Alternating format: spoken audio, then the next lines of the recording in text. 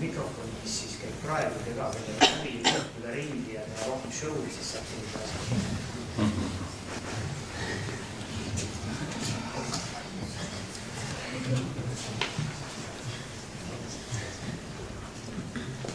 Ja hommikust ma kontrollin, kas show'd saab teha.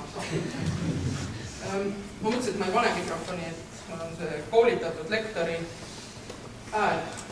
Te võib-olla kuulete mind, eriti kui ma siin mikrofoni lähedal seisan.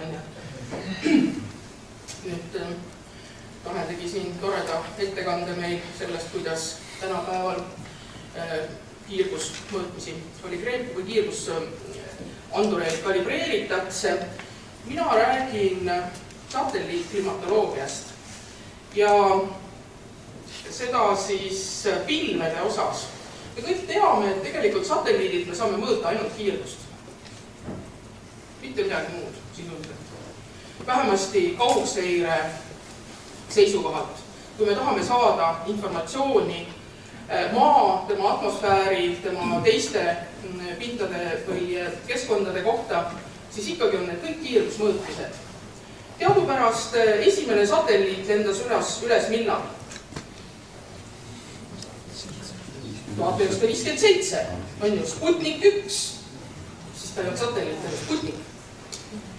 Nüüd läks 20 aastat, enne kui jõuti kiirgusmõõtmistega sellisele tasemele, et need olid korralikult kalibreeritud ja saadi sisuliselt neid mõõtmisi hakata kasutama kvantitatiivselt. Nii et kui me räägime kiirgusklimatoloogiatest või üldse satelliitklimatoloogiatest, siis sisuliselt algavad need 1970. aastate lõpuga. 20 aastat enne. Enne seda oli ikkagi pilt sisuliselt või kvalitatiivne informatsioon enne seda. Nüüd paraku enamik neist anduritest, mis too aeg lendas üleval või ka need eesmärgid, millega neid satelliite või neid konkreetseid instrumente kasutati, oligi näiteks meteoroloogia seisukohast operatiivmeteoroloogia. Et me vaatamegi, kuidas pilved liiguvad. Ja see tähendab seda, et eriti suurt tähelepanu esialgu ei pööratud üldse sellele, et pärast neid vaatusi saaks omavahel kokku panna ühiseks aegreaks. No praegu tänapäeval sellega tegeldakse ja väga intensiivselt. Nii et kui Tallinnas oli siin selle aasta ilmselt Eesti suurim kaugseirega seotud seminar, mitte seminar, vaid suur rahvusvaheline konverents, Ilumetsati konverents, siis seal oli terve töörühm tegeles, 5 päeva järjest. Nad arutasid ainult seda küsimust, kuidas neid endisi mõõtmisi kokku siduda aegreaks. No on ilmne, et kiirgus ja pilved on olnud esimesed rakendused satelliitmõõtmistelt.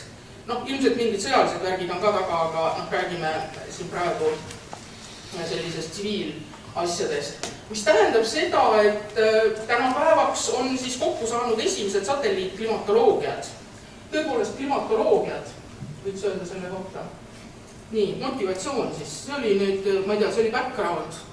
Mul on see halb omadus tavaliselt, et ma räägin, kui mul on 20 minutit ettekannet, siis ma 15 minutit teen sissejuhatus ja siis 5 minutit räägin tulemusi. Aga muidugi hea asi on siin see, et tegelikult meil on siin Margitiga ka väljas poster, et seal need tulemused on seal postri peal enamuses kõik kirjas ja see motivatsiooni pool või see sissejuhatus ei ole seal kirjas. Nii et kõik saavad pärast minuga ka sel teemal suhelda. Margitit kahjuks ei ole, ta omandab, ma ei tea, mitmendat kõrgharidust hetkel, et minu aega. Aga muidu me tegime seda asja koos küll, jah. Nii, et miks siis selline teema? See motivatsioon on tegelikult hästi üldine. Ma ei tea, kui paljud teist on kuulnud sellistest mõistetest nagu global dimming and global brightening, ehk siis globaalne hämardumine ja helendumine või selginemine. Aga need on globaalselt teada nähtused ja siin on need viited on siin aastale 2001 ja selle hämardumise osas, eks ju, mis siis on seotud tegelikult sellega, et aluspinnani, globaalselt on aluspinnani jõudnud kiirgushulk vähenenud. ja see vähenemise tendents on aset leidnud siis ka eelmise sajandi 50-ndatest 80-ndate aastateni. No siin on see number ka välja toodud, mina ei hakka kordama. Teiselt poolt hilisemad aastad jälle on meil kaasa toonud globaalselt sellise selginemise, ehk siis kiirgust on hakanud rohkem jõudma. Samamoodi globaalne tendents. Nüüd, mis võivad olla selle põhjuseks, selle hämardumise ja siis selgine või heledamaks minemise põhjused? Suures laastus on seal 2 põhjust.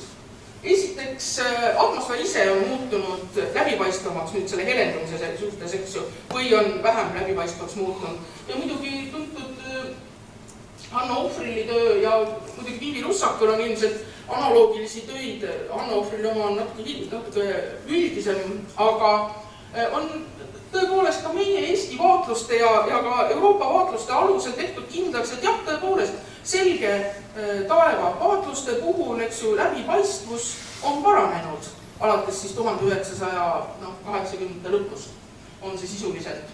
Nüüd teine, mis võib põhjuseks olla, sest siin sellest hämardumisest ja selginemisest tegelikult räägitakse summaarsest kiirgusest, mitte nüüd ainult selge taeva kiirgusest. Ja tegelikult on see seotud otseselt ka pilvisusega, mis tähendab seda, et kui meil tuleb vähem kiirgust, siis järelikult on rohkem pilvi ja vastupidi.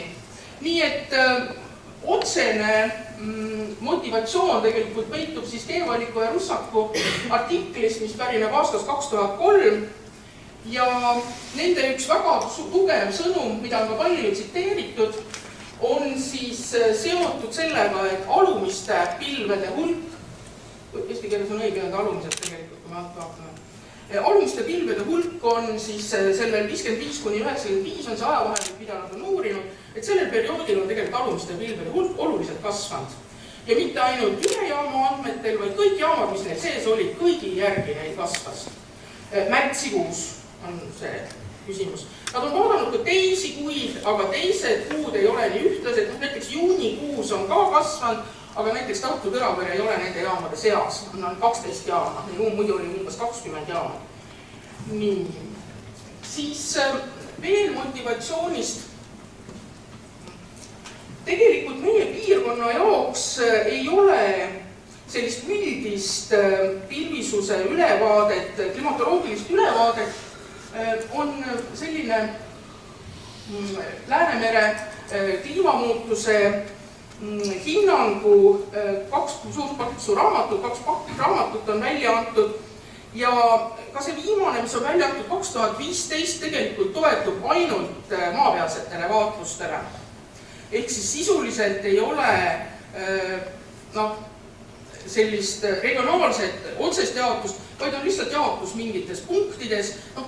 Näiteks Poola jaoks on ka rohkem tehtud, eks ju, Eesti jaoks oli siis rohkem tehtud, aga 2015 avaldame me, eks ju, kliimahinnangu, või kliimamuutuse hinnangu, mis baseerub kuni aastani 1995.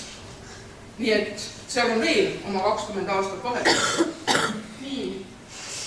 Ja mis on üks suur tendents pilvisuse vaatlustes on see, et nii nagu Eestis on praegu jäänud ainult 3 jaama, kus tegelikult siis vaatleja jaamas alt üles vaatab pilvi, siis see tendents on globaalne seoses automaatjaamade kasutuselevõtuga, siis see tuleb siis juba 2000-ndate algusest, mis tegelikult tähendab, et me tulevikus ei saagi usaldusväärseid klimatoloogiaid enam maapealsetest vaatlustest.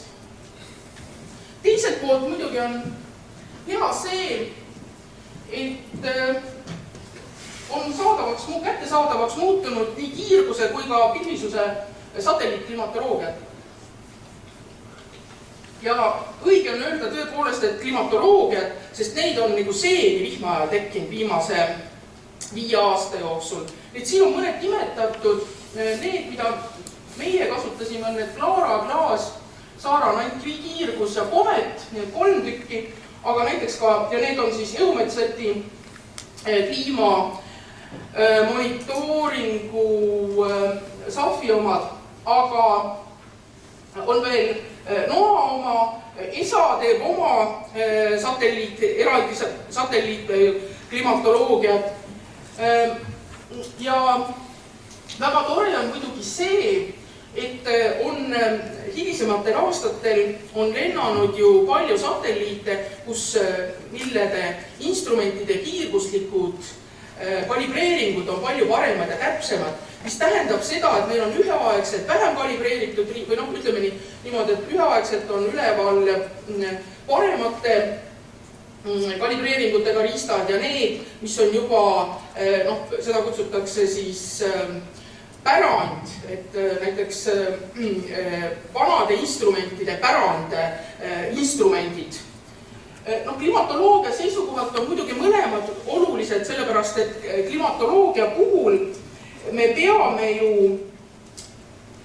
kasutama andmeid kogu aegrea ulatuses, peame kasutama ühesuguseid andmeid, muidu me ei saa homogeenset klimatoloogiat. Kuna nüüd, nagu ma enne juba ütlesin, tegelikult nende satelliitide rida on järjestikku ja ei ole seda tavaliselt arvestanud, siis selle klimatoloogia tekitamine on suhteliselt keeruline. Aga me täna sellest pikalt ei räägi, me peame ikkagi rääkima sellest, kuidas meil pilvisusega on. Ja siin on meil ka väga tugev ja selge signaal. Nii, et otsene eesmärk tegelikult oli siis võrrelda Tartu Tõravere jaama maapealseid vaatlusi ja satelliitpilvi samast kastist võetuna ja vaadata, kui head on need kokkulangevused kuu keskmiste tasemel ja missugused on trendid nendes. Ehk küsida seda sama küsimust, et kui Keevallik ja Russak said aastani 2019 tugeva kasvava trendi pilvedes, kas see tugev kasvav trend on seal ikka veel alles? Ja muidugi satelliidid me saame väga lihtsasti regionaalse ülevaate. Tegelikult oli siin kirjutatud, et kui pealkirjas oli, et pilvisuse karakteristikud, tõepoolest neid klimatoloogiates on neid karakteristikuid mitmeid, me esialgu piirdume ainult, see on siis pilvisus ise või pilvede hulk või taevapilvedega kaetus, see on siis cloud fraction on inglise keeles ja pilvede kõrgus on teine parameeter. Ja kevad on meil märts ja suvi on meil juuni. Nüüd kõigepealt on siin, 5 minutit, seda ma arvasin, et meil jõuab 20 minutiga isegi mitte tulemusteni, vaid alles andmete tutvustamiseni. Nii. Kõigepealt siis selline andmestik, mis baseerub ühel väga tuntud ja vanal instrumendil, milleks on siis see AVHRR. Lendab tegelikult satelliitidelt aastast juba 1978. Nii et sisuliselt sealt saab ikka väga pika aegrea. Probleem on selles, et ta on, siin on loetletud nüüd, et missugused satelliidid on sellesse konkreetsesse klimatoloogiasse kaasatud. Probleem on selles, et alguses on lennanud ainult üks satelliit ja tegelikult saab siis ainult ühe ülelennu sisuliselt, kui globaalselt võtta. Teine asi on see, et see on satelliidi ülelennu aeg ekvaatorist, kohalik aeg, ja tegelikult ajas see aeg muutub. Ehk me peame kõik selle takkajärgi ümber arvutama, et saada üks ühtlast rida. Muidugi viimased satelliidid, need METOP A ja METOP B on nüüd EUMETSAT-i polaarorbiidilised satelliidid ja nagu te näete, siin hoitakse jõuga paigal seda ülelennu aega. Ma ei hakka seda ette lugema, te lugesite selle kõik ära juba. Teine satelliitklimatoloogia, mida me ka kasutasime, oli tegelikult see klaas. Ja see nüüd baseerub geostatsionaarsete satelliitide kahel instrumendil, mis on siis see MIVRI ja Seviri. Ja kui siin nüüd kiirguse seisukohast võtta, siis tegelikult see MIVRil on see probleem, et tal on väga laiad kanalid ainult. Nii laiasid kanaleid tänapäeval üldse ei kasutata. Ja see tähendab seda, et kogu selle perioodi andmed, siin on ta toodud, eks ju, nüüd ka satelliitide järgi, et kogu selle perioodi andmed on tegelikult siis natuke peavad olema kõik ümber arvutatud, see on siis esimese generatsiooni Meteosati need andmed. Nii. Ja see on kolmas klimatoloogia, mis on siis COMET 2 tükki neist klimatoloogiatest on baseeruvad geostatsionaarsetel satelliitidel ja siin on lihtsalt see pilvisuse saamise meetod on selles kometis palju kaasaegsem. Seda meil on aega nüüd rääkida. Nii, üldine ülevaade Tõravere, Klaara ja komet ja klaas ka, mis on siis, see on geostatsionaarne ja see on AVFRR ja see on maa pealt mõõdetud. Need on siis Tõravere vaatlused või selle kasti vaatlused, kus Tõravere peaks paiknema ja need erinevused ei ole tegelikult olulised. Kui me vaatame aegridas, esimene slaid on siis sellest perioodist, mille kohta käib see Keevalliku ja Russaku artikkel, siis tõepoolest me näeme siin väga selgelt kasvavat trendi. See sinine ongi maapealsed vaatlused ja siit punasena lisandub siis juurde see AVFRR-i rida juurde. Ja me näeme tegelikult seda, et jah, tõepoolest sellel perioodil ongi ka kogu pilvisus tugevalt kasvanud. Nüüd, kui me vahetame, nagu trendidega ikka on, et kui me vahetame aegrea otspunkte, mille jaoks me trendi arvutame, siis me saame teistsuguse trendi sagedasti. Ja siin sel puhul on ka, et kui me alustame aastast 1982, nüüd on meil juba võrdluseks enam satelliitklimatoloogiaid, kuid me näeme siin väga selgelt, et need samad kuu keskmise tasemel, see on märts, eks ju, me näeme, et tegelikult see satelliitklimatoloogia jälgib väga hästi neid maapealseid vaatlusi. Ja see korrelatsiooni koefitsient näiteks selle Klaara ja maapealsete vaatluste vahel on siis 0,86 lineaarse korrelatsiooni järgi. Ja kui võtta see viimane rida, siis me näeme seda, või viimane etapp, tegelikult soovitatakse seda Klaara andmerida kasutada aastast 1992, sest siis on 2 satelliiti lennanud, et enne pole usaldusväärne, siis me näeme tegelikult, et nii maapealne rida kui ka satelliitrida näitavad tegelikult meil mida? Näitavad, et pilvi on jäänud märtsikuus vähemaks. Hea uudis on. Sellega me siis lõpetame.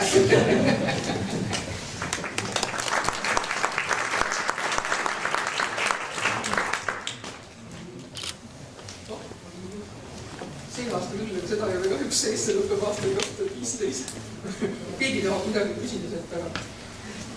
Kas tohid küsida? Jaa, küsi.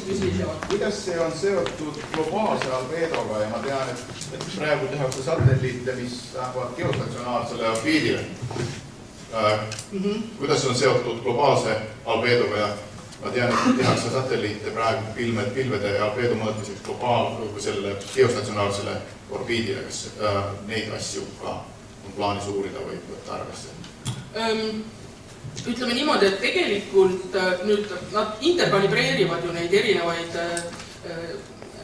järgnevate instrumentide, neid nad näiteks interkalibreerivad kõrbete albeedo kaudu.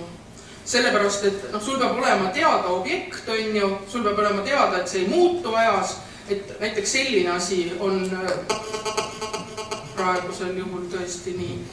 Sest ma tean, et see globaalne albeedo on tegelikult suur teema, sest siia on täpselt seda ei teata ja seda ainuke mõistlik koht seda mõõta on tõepoolest, ma tea, kuu pealt või geostatsionaarselt orbiidile kusagil. No, see globaalse albeedo vaatlused on toimunud ju ikkagi alates sellest samast 1978 me saaksime selle aegrea ju kokku. Aga ma ütlen niimoodi, et vahepeal ilmselt ei pööratud sellele nii palju tähelepanu, kui see on nagu jälle tulnud päevakorda. Ja muidugi, kliimamuutus. No ja just nimelt, eks ju, et kliimamuutus on otseselt ju tegelikult kiiruse muutus. Globaalne kliimamuutus.